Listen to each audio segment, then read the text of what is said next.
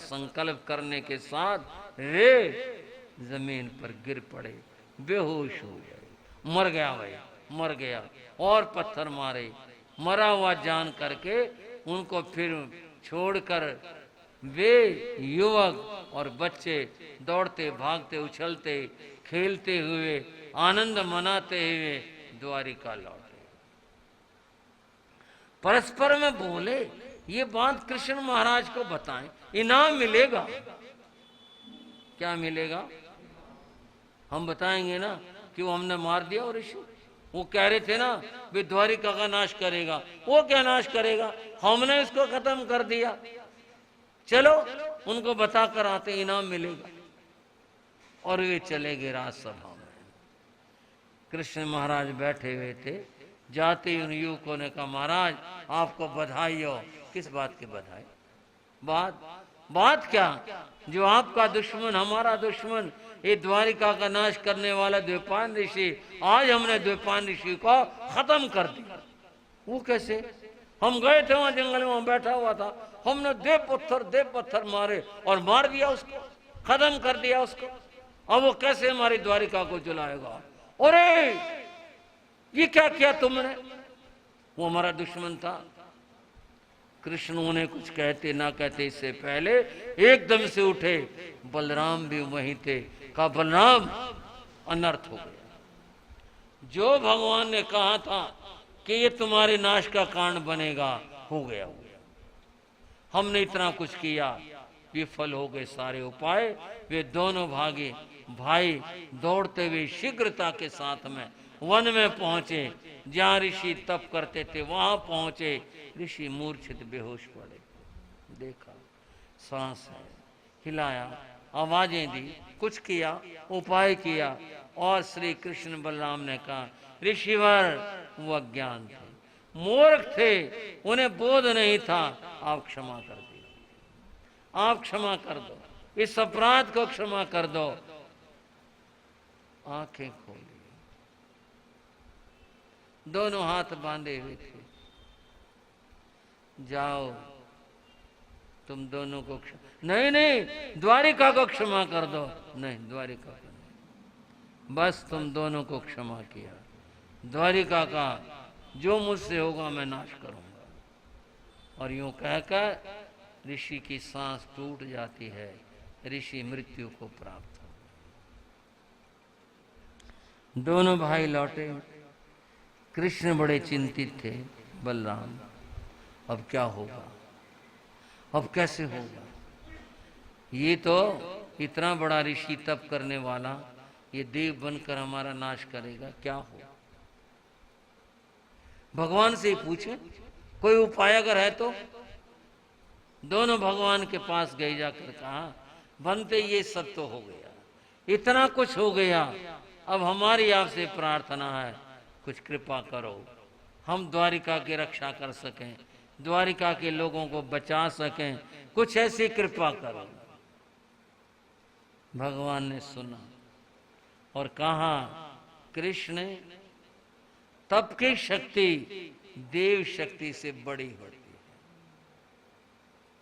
तप की शक्ति देव शक्ति से बड़ी होती है। अगर द्वारिका के लोग प्रतिदिन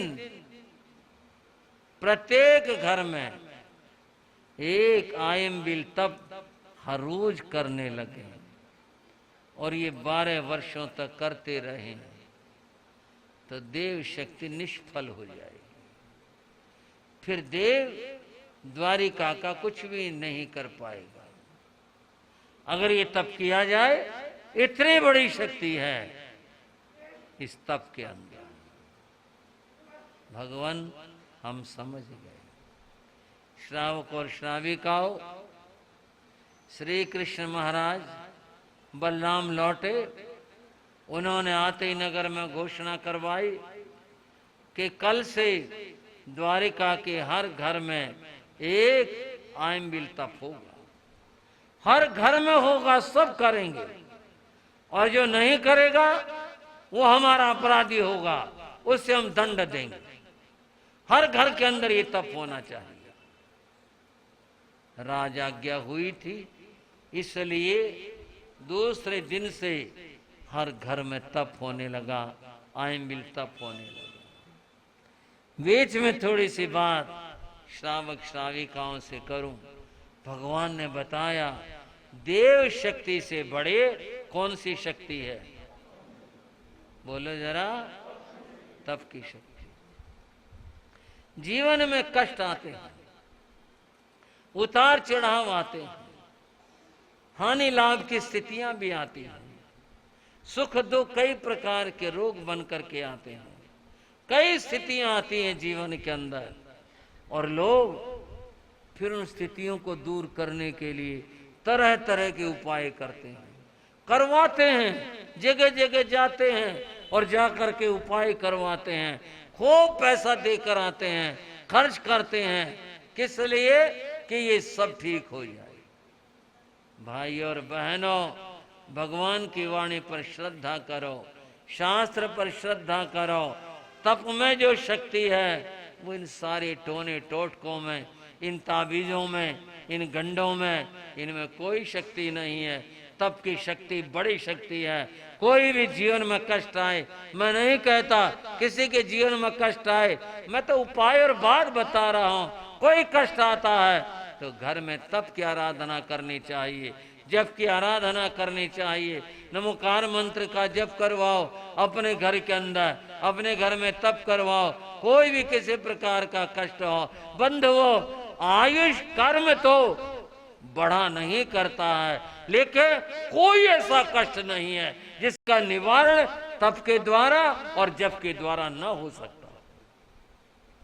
श्रद्धा करो, इन ऊपरी बातों में, टोने टोटकों में, इधर उधर हमने यूं करवा लिया, हमने यूं करवा लिया, ये करवा लिया, इन सब से कुछ होने वाला नहीं है। अगर होगा तो तप से होगा और जप से होगा।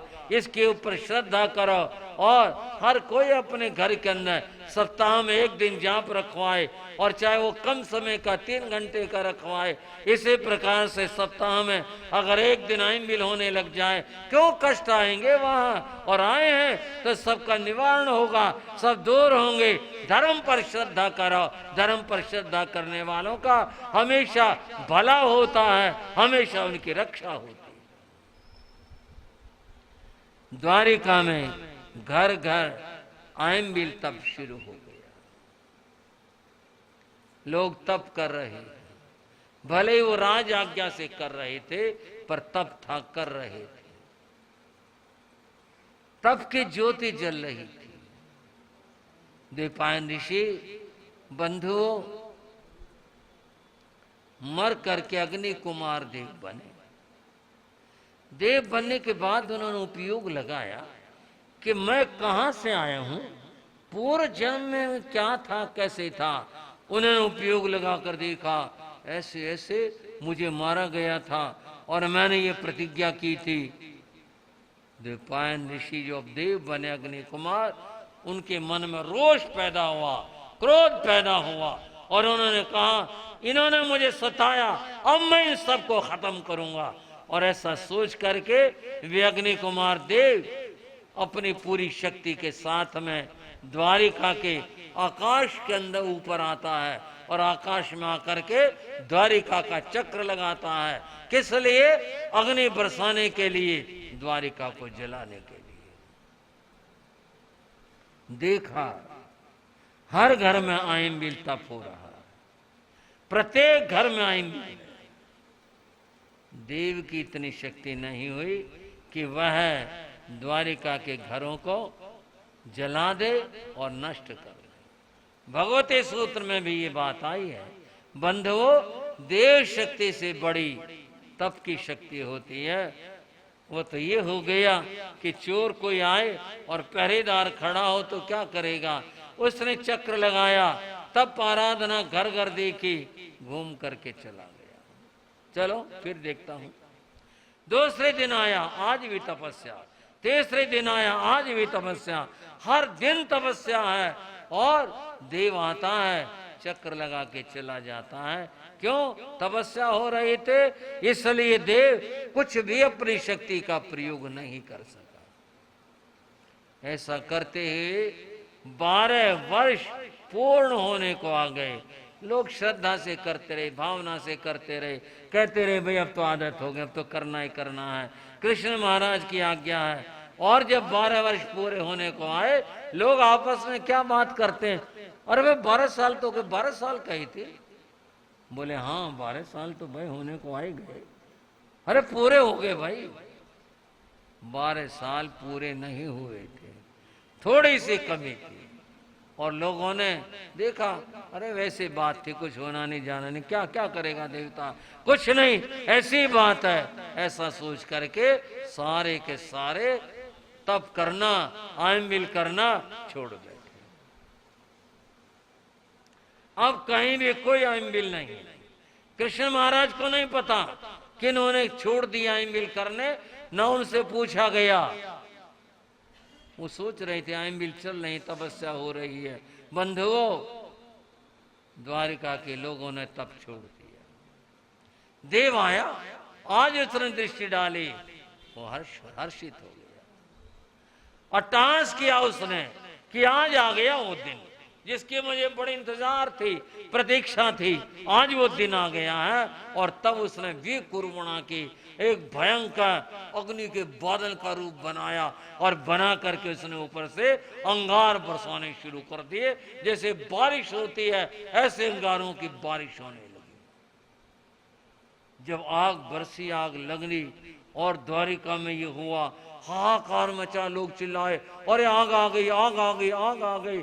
बाहर भागे, बाहर क्या करें, बाहर आग बरस रही है, घरों में आग लगनी शुरू हो गई, लोग चिल्लाए, देखे। कृष्ण महाराज ने कहा आज ये लोग चिल्लाए कैसे, क्या बात हुई। देखा द्वारिका जल रही थी। अरे इन्होंने आज आयम्बिल व्रत नहीं की। जो भगवान ने कहा था अगर ये होता तो आज ये घटना न होती। बंधुओं, बलराम और कृष्ण ने कहा आग बुझाने का प्रयत्न करते हैं, उपाय करते हैं। समुद्र के किनारे के ऊपर थी द्वारिका, उन्होंने समुद्र में जाकर के तूफान उठा दिया, इतना पानी उछाला कि सारी की सारी द्वारिका को जैसे पानी में नहला दिया हो। लेकिन पुण्य हार चुका था लोगों का, और तप की शक्ति अब काम नहीं कर रही थी क्योंकि छोड़ बैठे थे। देव शक्ति अपना काम कर रही थी। वो जो पानी था उसने तेल का काम किया, और देखते ही देखते द्वारिका नष्ट हो गई, जल गई, सब की सब नष्ट हो गई। बड़ा कष्टकारी वर्णन रहा, पर जो रहा, जो है, जो बताया जाता है वो यही है। थोड़ा सा आपको और भी बता दूं, थोड़ी सी जानकारी आपको रहे। वैदिक धर्म में भी द्वारिका के नाश का वर्णन आता है, और वहां भी आता है। इन्हीं द्वैपायन ऋषि की बात आती है वहां पर भी। और क्या आती है, द्वैपायन ऋषि तप कर रहे थे, द्वारिका के कुछ लड़के उधर आ निकले, उन्होंने ऋषि को देखा और कहा चलो कुछ हंसी खेल करते हैं। उन्होंने एक छुरा लिया और छुरा लेकर के एक लड़के के किसी तरह से पेट पर बांध दिया, ऊपर कपड़े बांध दिए, ऊपर कपड़े पहना दिए, एक लड़की के कपड़े पहना दिए स्त्री को, और वो उसको लेकर के ऋषि के सामने गए। ये वैदिक वर्णन बता रहा हूं आपको। ऋषि के सामने गए और जाकर के बोले ऋषिवर ये बताओ इसके उदर में लड़का है या लड़की है, ये बताओ। ऋषि चुप रहे, क्या बोलना, इन बातों में क्या पढ़ना, बोले नहीं। और वो फिर बोले बताओ, अगर तुम जानते तो बताओ। कुछ कुछ कहने लगे, अब शब्द कहने लगे उनको, वो फिर भी चुप रहे, लड़के माने नहीं। ऋषि को क्रोध आ गया, बोलो बात सुनो, तुम क्या मेरी परीक्षा लेने के लिए आए हो? ये जो इसके पेट के ऊपर है ना, अंदर नहीं, इसके ऊपर है ना, ये तुम्हारे द्वारिका के नाश का कारण बनेगा। ऋषि के क्रोध को देख के डर गए, डर करके भाग लिए। ये बात श्री कृष्ण तक जा पहुंची कि भाई आज ये घटना घटे, लड़कों ने ऐसा किया ऋषि के साथ में, और फिर वो गुस्सा हो गए, बोले ये तुम्हारे द्वारिका का नाश का कारण बनेगा। उन्होंने लड़कों को बुलाया, पता किया, और आखिर वो जो चाकू था, छुरा था, वो मंगवाया। मंगवा करके कहा भाई ये इन्होंने ऐसा ऐसा किया था। बोले तुमने बहुत गलत काम किया, ऋषि के साथ में ऐसा नहीं करना चाहे था, उन्होंने श्राप दे दिया। वो ले करके उन्होंने एक लोहार को दिया और कांच के टुकड़े टुकड़े कर दे, ऐसा ना हो कि छुरा जो है ये कुछ और काम करने लगे, टुकड़े कर दिए। इसको फिर कोई चीज मिलाकर पीसो, उसका जर्रा जर्रा बना दिया। श्री कृष्ण ने कहा जर्रा बन गया, इसको समुद्र में फेंक दो, इसको समुद्र में फेंक दो ताकि रहे ही नहीं और द्वारिका के नाश का कारण न बने। बंद हो वहां बताया गया वो जो लोहे के जर्रे थे ना, वो समुद्र में तूफान का कारण बने और इतना बड़ा तूफान आया कि द्वारिका डूब करके खत्म हुई थी। वहां भी ये बात आई है, यहाँ पर इस प्रकार से है। जो भी है बताया ये गया कि ऋषि का अपमान करना कभी अच्छा नहीं होता, साधु का कभी अपमान कोई भी हो करना कभी अच्छा नहीं होता। पूर्व कथा जो मैंने जैन कथा बताई उसमें भी यही बात है और यहाँ वैदिक कथा में भी यही बात है। ऋषि का अपमान करना अच्छा नहीं होता, संत का अपमान नहीं करना चाहिए, अहंकार नहीं करना चाहिए। बंधुओं, ये अहंकार, ये शराब, ये नशे, ये विकार, ये सब के सब नाश का कारण होते हैं। इस तरह से द्वारिका की स्थिति बनी। द्वारिका के नष्ट होने के बाद दो ही बचे, श्री कृष्ण और बलराम। दोनों आपस में बोले भाई, हाँ भाई, अब क्या करें? ये बसाई थी इतनी सुंदर नगरी, अब क्या हो, अब क्या करें? अब क्या होगा?